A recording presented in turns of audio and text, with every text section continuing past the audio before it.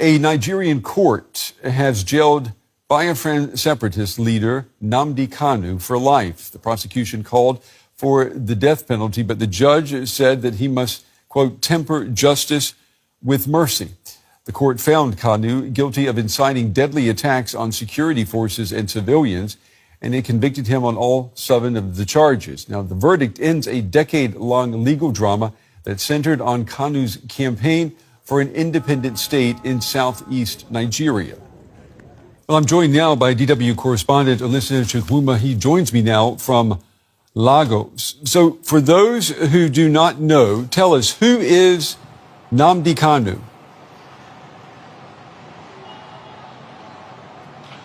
Well, Nnamdi Kanu is the leader of the now proscribed terrorist group IPOB, which is the indigenous people of Biafra. He's the separatist leader. He came to prominence since the late 2008-2009 when he started having broadcasts what he called Biafra Radio from London, inciting what he called calls for a secessionist breakaway state of Biafra from Nigeria. Now, this is not the first time, because when it comes to the Biafra topic, Nigeria's civil war back in 1997 is a hugely debated topic about the Biafra secession movement. So Nnamdi Kanu represents that struggle for the indigenous people of Biafra, which are mostly Igbos from the southeast of Nigeria. And he was arrested and jumped bail back in 2017. And he was rearrested again in Kenya, reportedly back in 2019, and has been incarcerated since, and now has gone through trial and has been convicted.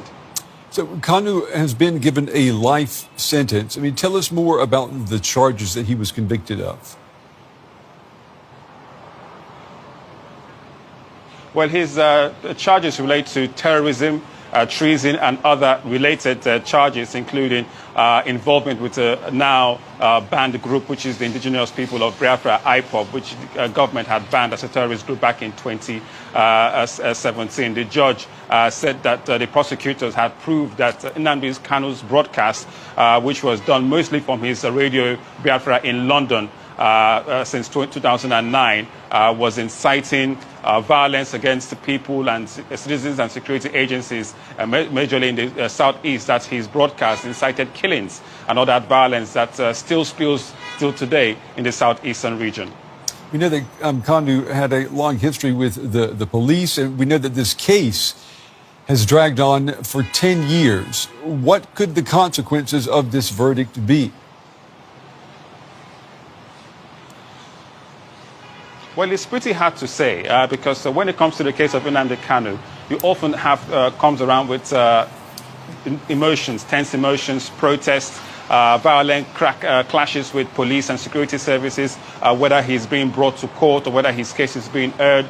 In the southeast of Nigeria, we have seen sit-at-home orders for years, especially on Mondays, which has really decimated businesses on Mondays in that region, in protest of his incarceration, in protest of his imprisonment all these years. So we're not sure if it's going to bring a change to the sit-at-home movement, or it will reduce the violence in the southeast. But one thing's for sure, when it comes to Nnamdi Kanu, it's always about protest about his release, clamors for his release and his incarceration by the federal government of Nigeria. So now that he's been given life sentences, we'll wait to see what happens next. Yeah, we will definitely be watching. DW correspondent Alyssa Chukwuma in Lagos tonight. Alyssa, thank you.